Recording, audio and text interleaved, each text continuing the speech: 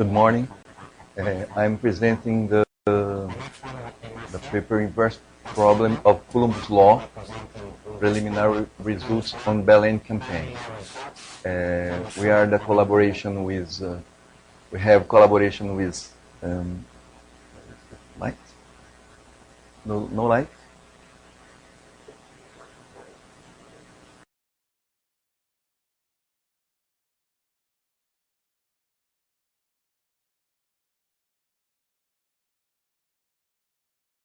Some measurement of electric fields. Then we develop a field mill network, and I'll show you the coordinates of the sensors. Initially, we intend to put 4, but only 3 field mills were operating. One in Benevides, another at Outeiro, and another one at airport, close to the radar. And then we develop a sensor in collaboration with IAG and installed, and we used the sensor of CHUVA project is Campbell 2 and another Botec, and then we the localization of the sites where at these coordinates, then the address and the methodology we used to perform calculations. First of all, the step 1 is to analyze radar image to localize the possible centers of charge.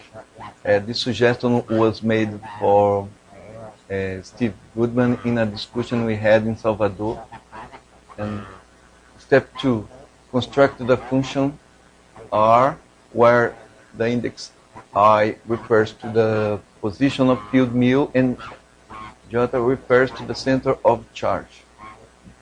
This is an example of function, and it refers to the second, the first center, the negative center, and the second field mill on ground. Step 3, we calculate the Coulomb vector that calculates the charge in the Coulomb vector, and this is the method of least square minimum developed by Gauss in 19th century, the beginning of 19th century.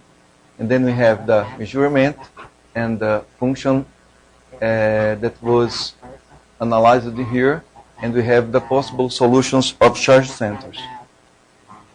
Then, the step 4, we use Coulomb's law to calculate the direct value and for fitting that. I'll show you some results of each step. The step 1, we analyze CAP image. We have here the position of 3 field mills here. Storm. You use the CAP to evaluate X and Y position. Then we use the R, H, I to detect the position of the vertical position of centers. In this case, they are represented with black crosses that cover the region that has more than 45 dBz. Then combining this information with this one, we have a square, a box, when we can locate the variables for position, and then to try to find solution for charge. Then, for example, we can, from this file, to detect some positions in the distance from radar, and the Z is here. Well, the step 2 and 3, I give you an example of how to calculate. This is a case that we have only 3 measurements and 2 centers. Then we have 2 measurements of electric field and 2 centers of charge. And then we may calculate this. Some examples of matrix here and here, and the example of this product that represents the least square minimum. And then we calculate charges of around 200 or 300 coulombs. The solution, and then we use these values to to solve the direct problem. These fractions are electrostatic, and we have it for a tripole. Then we have to vanish this term by putting QP2 equals 0. Then we calculate the dipole, and we have here calculated values for comparison with measurements. If this result we are satisfied with this result, then we pass to another measurement. If it's not good, we come back to the step 1, reevaluate the function R, and try to get another solution. Then I'll show you the result of plotting data. The first position is Benevides. The field mu is put in Benevides. We have here the calculated value, and here the measured values. We have some discrepancy in this position that was not possible to solve by using all the box that we had of possibilities for putting positions. Then we have another one solution for Oteiro. Electric field, this is the calculated values and the measured values. And the other position is airport. Then we have the 3 plots. I believe that for raw data, this is a satisfied result when we are interested in preliminary results. Now we start. I can show you the file that resumes all the essays we made. We started with the first center, negative center, with 2,000 mirrors, and we went to 5,000 mirrors, and the second sentence 6,000, and finishing in 9,000. These are the solutions that we got, and the mean value was around 3,433 mirrors and 7,800 mirrors to a charge of disorder minus 41, 481.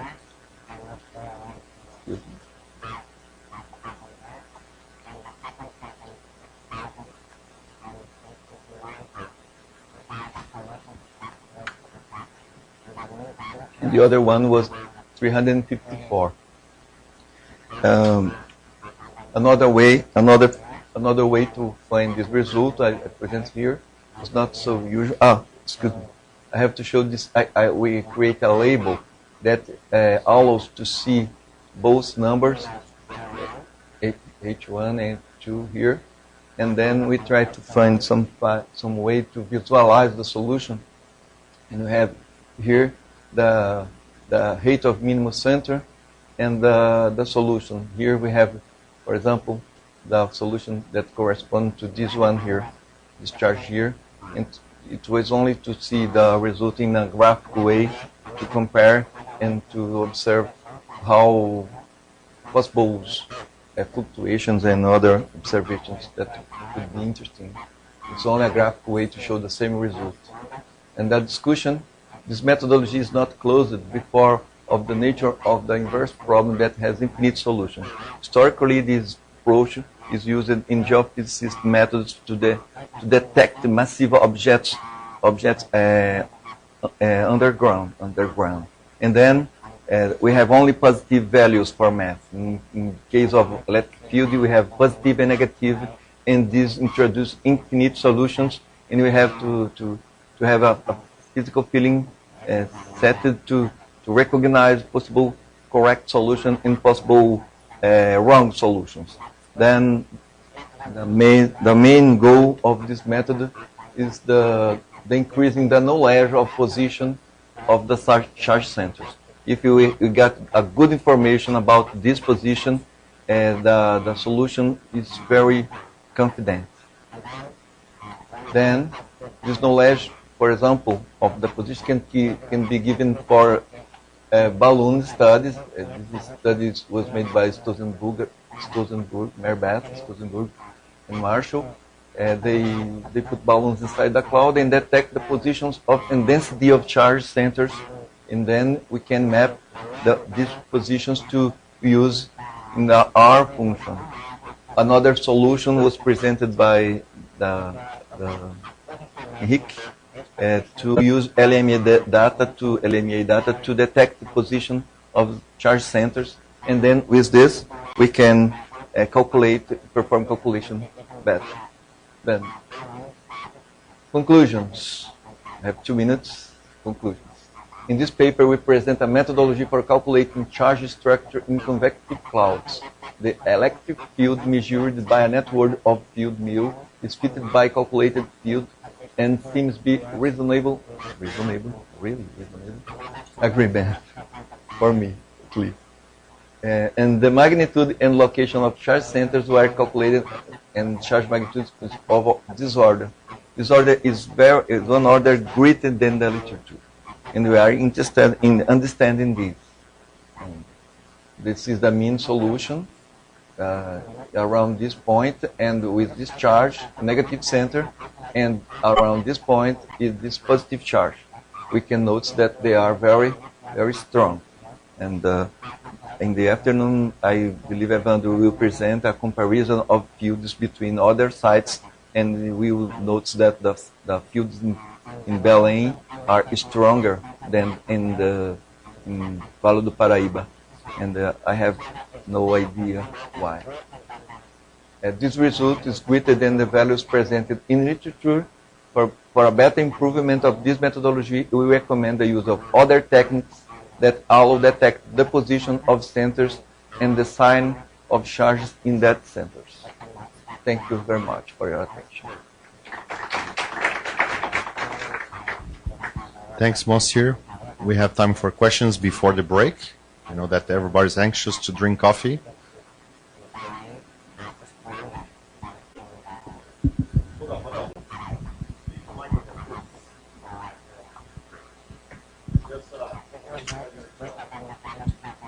Okay, Mosi, how do you take into account the good weather electrical field, or don't you take that into account?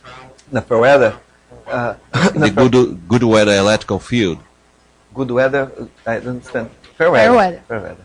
The fair weather is very weak compared with the values of thunderstorm. Fair weather is around 150 and we have values of the order of 1,000. But we can subtract this value too if it's necessary, but it's not necessary in this first approach.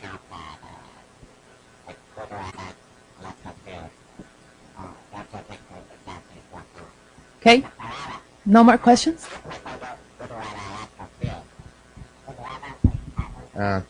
Monsieur, when you computed this with this methodology, you're assuming a point charge, or you're using a distributed charge center? We are assuming a point charge because we tried to do that with distributed, but every charge we have a line in the matrix, and I have not machine to process, for example, 100 center of charge inside the cloud. It's very expensive in computers. So I'm presenting now only the result for charge pointed. Okay. Point charge. Just speak it. Never mind. Your result is much larger, but if you're looking at mesoscale systems, Yeah. Is there any radar data? I mean, what can you say about the size of these systems compared to the compact thunderstorms that Paul Crable has analyzed, and where you would expect a smaller charge? I believe that Morales has more information, but they are very, very large. They are very large, and we believe that the charge negative center is compact, and the positive charge center is distributed in a long height, and about 10 kilometers or even more. It's a very, very, very tall cloud. This cloud, specifically, you can see. It is. I'll show you the air. Oh my God! Yeah. You can see here that the height of cloud is very, very, very tall. 15 kilometers, and then we have a negative charge center close to here, maybe, and the positive charge distributed in this region here. The solution is more or less here, for positive and negative here. Okay? But on the right hand, in the plot on the right, what are the range ring diameters? 20 kilometers. Yep. Okay, so it is a bigger. It's not a compact. It's not a compact thunderstorm. The best one would be some small. I said we are looking for a small and well-behaved cloud, to thunder cloud, to check better this methodology. But we are trying to use the data we have in CHUVA. Okay. Okay. Thanks, everybody.